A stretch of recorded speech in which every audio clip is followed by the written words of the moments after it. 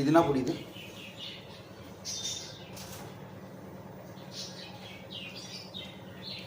இது என்ன பொடி பண்ண போகிறேன்னா?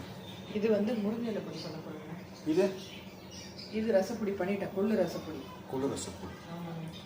அண்ணன் வச்சிருக்கா அது? அது வந்து புளியோதரை பொடி. புளியோதரை பொடி செய்ய போகிறேன். ஆமாங்க. Okay okay okay okay.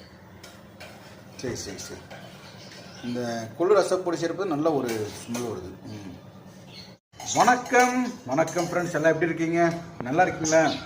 Tea coffee சாப்பிட்டீங்களா? வீட்டில் காலையிலேருந்து இந்த புளிதோரை பொடி, கொள்ளு இட்லி பொடி, அப்புறம் ரசப்பொடி செஞ்சுருக்கிறாங்க. ஒரு பிரதர் தானே கேட்டிருக்காரு. சிங்கப்பூரா? அம்பத்தூர்லேருந்து சங்கர்ன்ற பிரதர் கேட்டிருக்காரு. அதே மாதிரி சிங்கப்பூர்லேருந்து ஒரு பிரதர் கேட்டிருக்காரு. அவருக்கு 15th டெலிவரி கொடுக்க சொல்லியிருக்காரு. நம்ம ப்ராடக்ட் வந்து நேற்று ஒரு அப்ராடுக்கு போச்சு. எந்த அப்ராடுன்னு தெரில, இது கொரியர் கொடுத்து வந்திருக்கோம். யூஸ் பண்ண எந்த அப்ராடுனா எந்த நாளும் தெரியாதுண்ணா.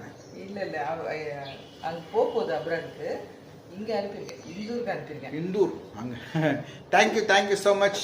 பரவாயில்ல, லாங்லேருந்து நம்மளுக்கு வந்து சப்போர்ட் பண்ணுறீங்க. தொடர்ந்து சப்போர்ட் பண்ணுங்கள்.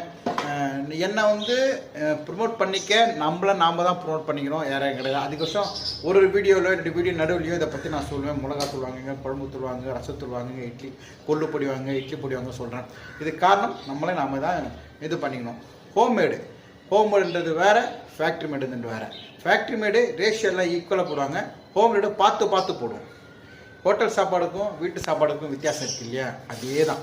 ஆனால் ஹோட்டல் சாப்பாடு டேஸ்ட்டாக இருக்கும். ஃபார் எக்ஸாம்பிள், எனக்கு வந்து ஹோட்டல் சாப்பாடு பிடிக்குமா வீட்டு சாப்பாடு பிடிக்குமா சொன்னால் எனக்கு ஹோட்டல் சாப்பாடு தான் பிடிக்கும். உண்மை.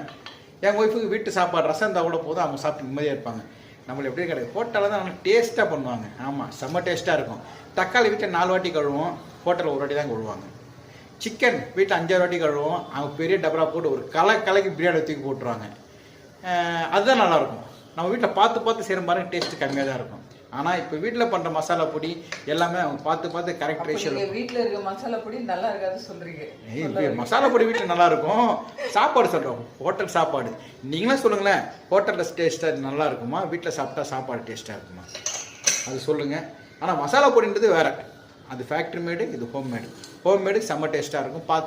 அதாவது அப்போல்லாம் அம்மா அப்பாலாம் வீட்டிலலாம் பொடியெல்லாம் வீட்டில் செய்வாங்க. இப்போ தான் எல்லாம் மிளகாத்தூள், மசாலாத்தூள் எல்லாமே கடையில் வாங்கி ஈஸியாக 10 ரூபாய்க்கு பாக்கெட்டுக்கு தூக்கி போட்டோமா வேலை முடிஞ்சு போச்சு. ஸோ இது நாங்கள் பண்ணுறது ரொம்ப டேஸ்ட்டாக இருக்கும். வாங்கி பாருங்கள், வாங்கி பாருங்கள். வாங்கினவங்களுக்கு தேங்க்ஸ். வாங்கினவங்க மறுபடியும் வாங்குறாங்க, ரொம்ப தேங்க்ஸ். நம்மளையும் நாமே தான் ப்ரொமோஷன் பண்ணிக்கிறோம்.